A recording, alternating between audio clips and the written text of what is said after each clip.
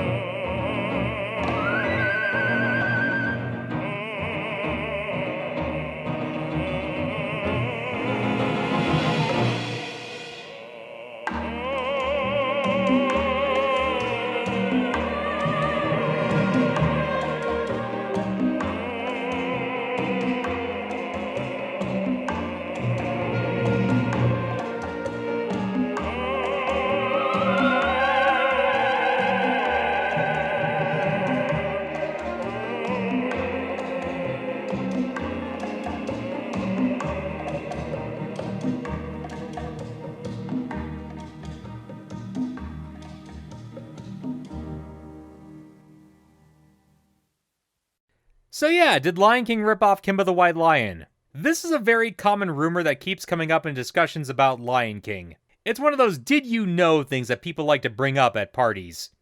You must avenge my death, Kimba. I mean, Simba. Many have noticed the connections between Shakespeare's Hamlet and The Lion King, but the Disney musical also drew heavily from the anime series Kimba the White Lion by Osamu Tezuka. Says the guy at the party who has to show off how cool and knowledgeable he is. Yeah, no, right before he talks about how Toy Story 2 was completely deleted, but was saved because one woman at the company saved it to her hard drive. As an aside, yeah, that story's kind of bullshit. It happened, but it happened to a version of Toy Story 2 that wasn't the one we got in theaters. And they had to remake the whole film anyway. But that's a story for another time. So yeah, Kimba the White Lion. After having finally sat down and read the entire manga, do I think Disney ripped it off in creation of their own movie? And the answer I've come to is... no, probably not. I mean, as much as they ripped off Jean Cocteau for Beauty and the Beast, or the 1939 Hunchback movie for their own version. Why was I not made of stone like thee? Here are the things in the original story that I think some people at Disney might have taken from. The story of a young lion cub who grows up into an adult and becomes king of his respective wilderness. There's a one-eyed evil lion who wants to kill our protagonist and become king himself. That's kinda like Scar, I guess. The only part of the actual story where I'm like, okay, they might have ripped that off is the Cloud Lion. Slight spoilers, but that cloud is meant to represent the spirit of a young lion cub's father. And it's a cool and unique enough image that I could see someone at Disney seeing this and thinking, oh yeah, that's neat, we can use that for our movie. That's pretty much it. Oh, and I guess there's a baboon character and a warthog character in the anime, but they're not in the manga, so I can't comment on them. Oh, and I'm not even going to get into the whole Kimba Simba thing. Trust me, that's just stupid. Okay, look, I didn't really need to say that, because people have already made articles and videos on this subject, and they pretty much all have said the same thing I am. There really isn't an actual comparison between these things, outside of some similar visuals and the fact they both take place in Africa and are about African animals. That one-eyed lion I mentioned, he's just a one-off douche who tries to mate with Kimba's love interest and fights him. He's not even seen after the early chapters. This panel right here, this is the last panel we see this character. Chapter 8, page 18 of a 21-chapter series. But here's what I really want to say. I don't just hate this theory or rumor because it lacks substance. I hate how this rumor is framed. There's a very conspiratorial discussion around it that I think undermines any kind of point it makes. And it places moral failing upon people who don't deserve it. Let me explain. Every time I see this rumor brought up, it's always framed as though Disney did something nefarious and evil. Like there was just a council of ripping off legitimate artists who said, yes, we'll steal the ideas and words of this great manga author, and then turn into a movie that'll make us billions of dollars. Guys, if you want to make Disney evil, this is how you want to do it? Not, talk about how they refuse to pay their theme park employees a living wage, or how they fucked over copyright law to keep their grubby hands on one stupid short. This is how you want to shit-talk the mouse? Not going after their business or legal departments. The things that are actually scummy? No, instead we'll accuse the animators and writers of plagiarism. Plagiarism for the really big and popular movie. That just happens to be in people's collective consciousness at this time.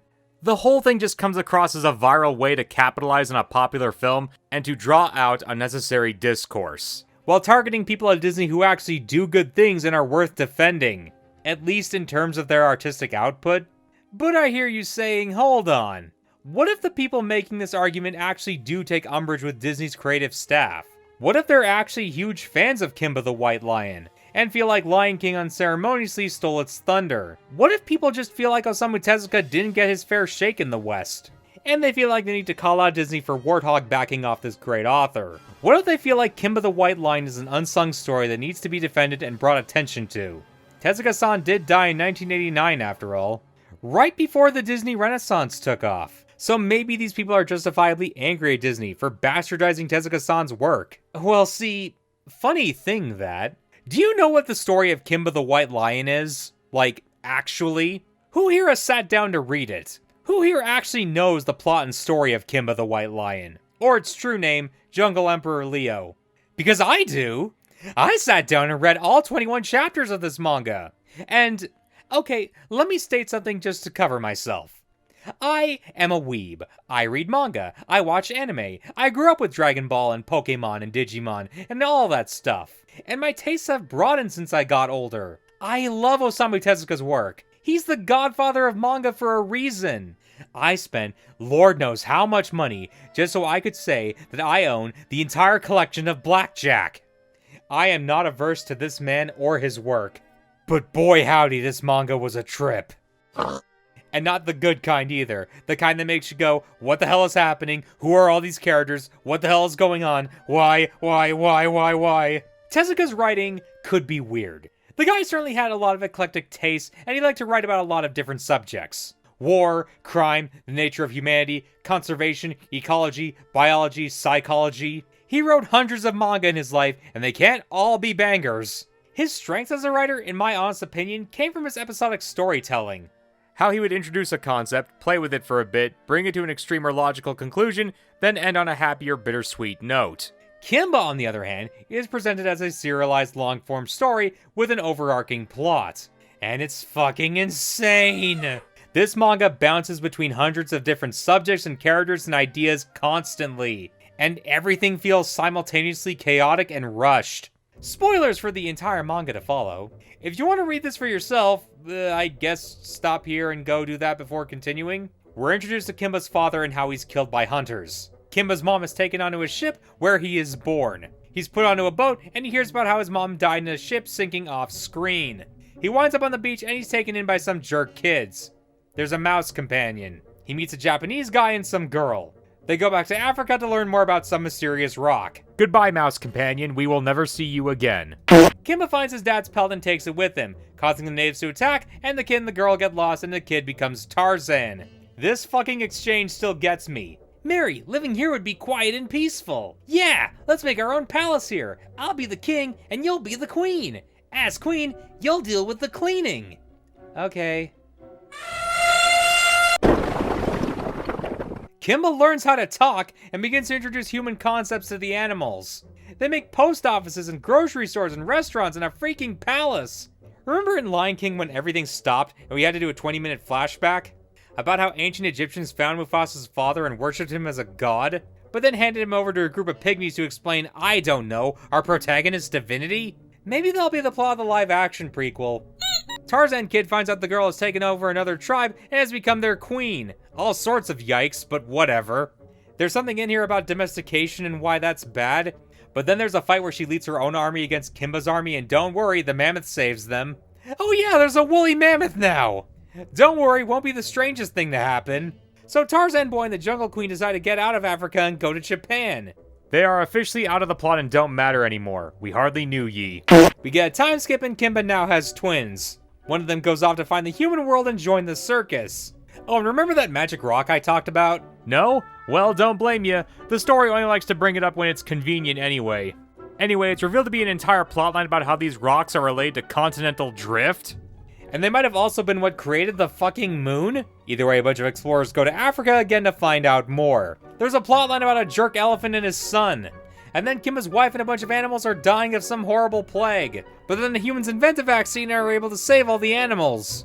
And all the while this is happening, Kimba's son is dealing with this freaking double agent guy who's dealing with countries A and B who both want the moon rocks. So now we have pointless geopolitics to contend with. Oh, by the way, one of the characters early on was apparently a Nazi guard? They explicitly mentioned him guarding Jews in this book? But yeah, the explorers save Kimba's daughter, and even though it's too late for his mate, he agrees to go with them up Mountain Moon to help them find more moonstones. Did Pokemon rip off Kimba the White Lion? And then it becomes fucking Lost World for a chapter or two, as there are dinosaurs and giant carnivorous geckos now. They encounter soldiers from another country, but they agree to not kill each other because they need to survive. There's a Christmas section at the end, with Kimba bringing them all together by singing Silent Night. We see the Star of Bethlehem? And all the while, Kimba's son manages to finally escape and come back to his home to see his parents. Except, Kimba loses his sight while going up the frozen mountain. And all the men and explorers slowly die from avalanches and the cold. Oh yeah, and Mr. Mustachio is basically there the entire time as a tertiary protagonist. He's the uncle of the Tarzan Kid, and he's basically going to die on the mountain like everyone else, until Kimba tells him to eat his flesh and use his pelt to survive. It's the circle of life, and it moves us all to despair and hope. If this manga story were 100 chapters long, I would call it girthy. If this manga story were 50 chapters long, I would call it dense and a bit confusing. At 21 chapters, however, it's madness! It's way too much story for way too little space. There were multiple characters and events in here that I had to gloss over. I don't know how much this manga translates into the 60s TV show. From what I can gather, it pretty much spins off into its own episodic adventure series. Which, honestly, might be for the best. The only reason I can assume they even adapted this manga to TV is because it starred cute animals and thus would be marketable to kids. It's just trying to do way too much at once and it results in a gigantic mess. Read Blackjack, read Phoenix, hell, read Astro Boy. It's not one of Tezuka's better works. The only reason this story ever gets acknowledged nowadays is because of Disney's movie. But speaking of Disney and speaking of this manga, there was one thing about it I noticed. All of the little winks and nudges and nods Tezuka put in here to Disney animation. Like the story of an animal losing his parent and having to grow up, and exploring the relationship animals have with men. That gave me serious Bambi vibes. Heck, Kimba's mate even gives birth to twins, just like Bambi's mate. There's a scene of all the animals building a temple to Kimba, and it reminded me of Disney's old Noah's Ark short. Kimba's son winds up in the circus and is abused, which made me think of Dumbo. Not to mention Kimba's little one-off mouse companion reminded me of Dumbo's mouse companion. And when Kimba's son runs away from the circus, he starts to hallucinate the city around him into a bunch of monsters. Remind you of anything? We know that Tezuka-san was inspired partially by Disney movies. He was inspired by a lot of things, really. Again, the guy made a lot of manga about a lot of different subjects. But out of all of the works of his that I've read, Kimba the White Lion is unironically the most Disney-inspired out of all of them. It literally feels like he took Bambi, Dumbo, and a bunch of Lost World pulp African novels and shoved them into a blender. So do I think Lion King is a better story than Kimba the White Lion? Yes I do. In case my rapid-fire summary didn't clue you in. If you personally like Kimba's story more than Lion King, I legit want to hear your reasoning. So then if Kimba's story isn't as good as Lion King, why do people feel the need to make these comparisons? Why does this rumor persist? Well, I think the reason is simple. It's very easy to believe at a casual glance. In fact, it's probably only believable at a casual glance. Put two similar looking scenes together and suddenly you see a connection. This thing is about lions and it's older, just like this new and popular thing that's about lions. Therefore, it's easy to paint Disney as the big bad evil corporation coming in here and stealing from the little guy, which very sadly isn't unwarranted given the company's past. And I'll admit, even after reading all of Kimba and understanding that the stories are radically different, part of me still can't help but wonder, did they at least get the idea to do a film about lions from Kimba? Or give Scar his, scar because of this one lion? Did they see the lion cloud and actually use that as inspiration for Mufasa's ghost scene? The problem is, Disney has made no public statement about the Lion King and Kimba. They've never once addressed the rumors. And to some people, heck, to a lot of people, silence is an admission of guilt.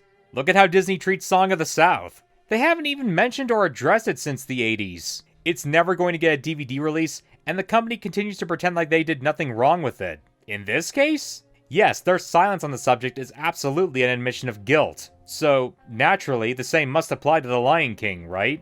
They had to have ripped it off, right? You know, recently I've been playing a video game, Lies of P. This is a Korean action RPG that's basically a darker, edgier take on the world of Pinocchio. It's not bad. It's also very much a ripoff of Bloodborne. Like, transparently so. It follows the Souls series mechanics to a T, and it has a lot of aesthetic inspirations from Bloodborne. Yet, despite this, they just accept it because, heck, Bloodborne is cool. Of course you'd want to rip off that game. I know I would. And it's not like it's a complete carbon copy. It takes Bloodborne's obsession with fucked up medical science, werewolves, and Lovecraft, and replaces it with more technical science, robots, alchemy, and... okay, still Lovecraft. Hey, wanna know another movie that ripped off a hugely influential Japanese creator?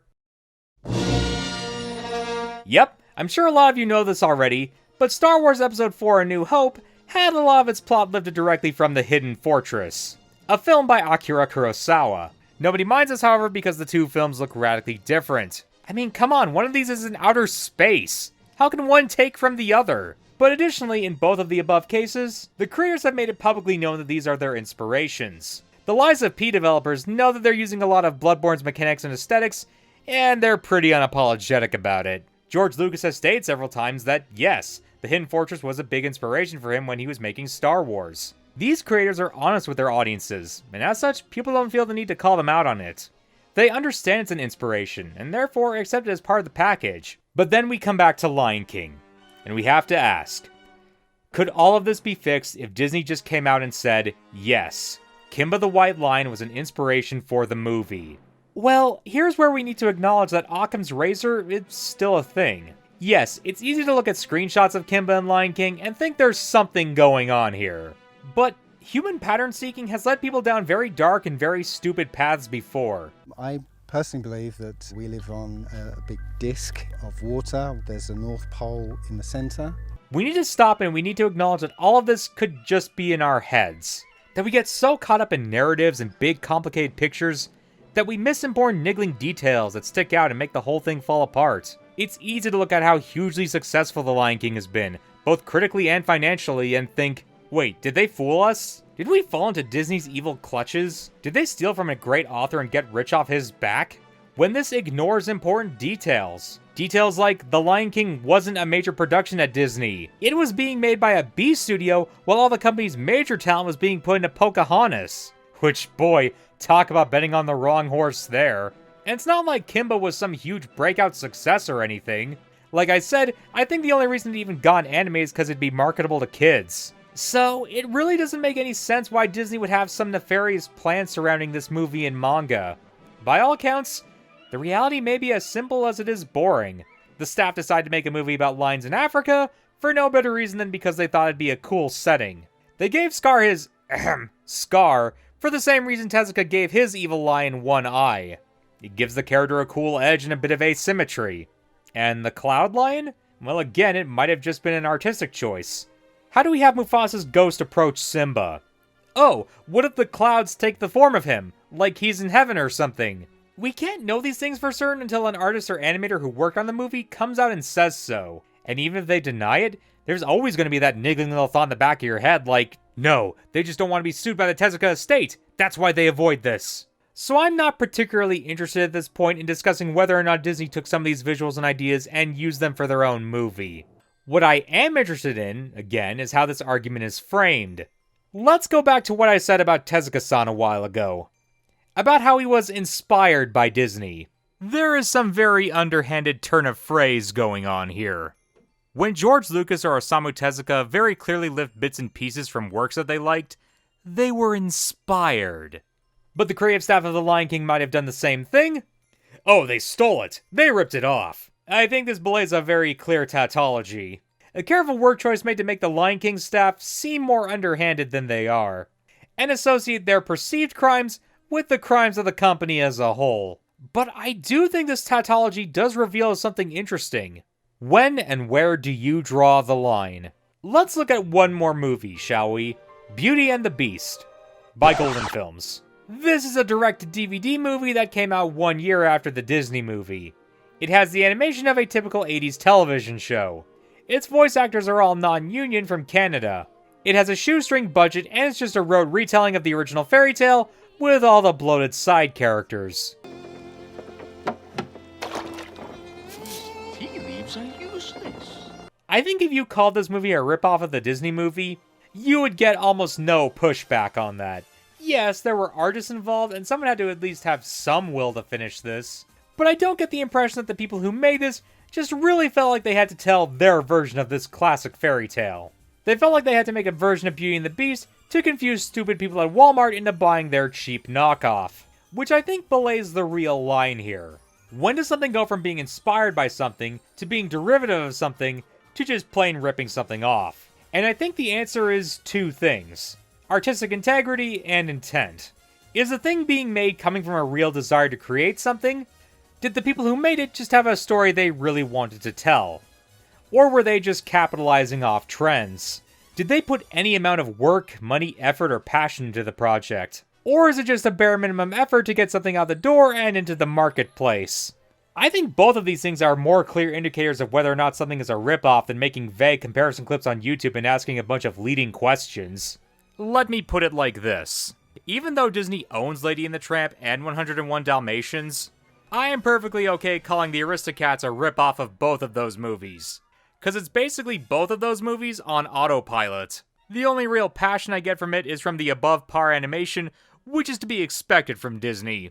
I said in this video that Kimba had a lot of elements and ideas taken from Disney movies. Yet despite that, it's still very much its own thing. I don't particularly like it, but it's unmistakably an Osamu Tezuka work. Star Wars takes a lot of things from The Hidden Fortress, but it's still unmistakably its own movie that has its own voice and lore. And The Lion King? Well, it's a Disney movie. Was it made for the cynical purpose of making its corporate overlords richer? Sure, but that applies to all of them. You can't read or watch Kimba the White Lion to get a better understanding of Lion King's narrative or production. They're two wildly different in terms of their themes and tones and actual stories. They say that there's no such thing as an original idea, and I don't agree with that. Or rather, I think the people saying that are coming at it from the wrong angle. They treat originality like a race, where the first person to put such and such into their movie or game or TV show is the winner. But that's just wrong to me. Every great idea is built on the backs of other ideas. No concept can come from the void or the ether. But how do you make sure your idea doesn't just come across as parroting what's new or what's trendy? How do you present your ideas as something novel? It requires perspective. It requires thinking and consideration. It requires inspiration and talent. There are no real rules here because art has no real rules. Striving for originality by itself is a fool's errand. I could go on about this for hours, honestly. I haven't even talked about parody and whether or not that can be considered going too far, so I think I'll just leave off on one simple question.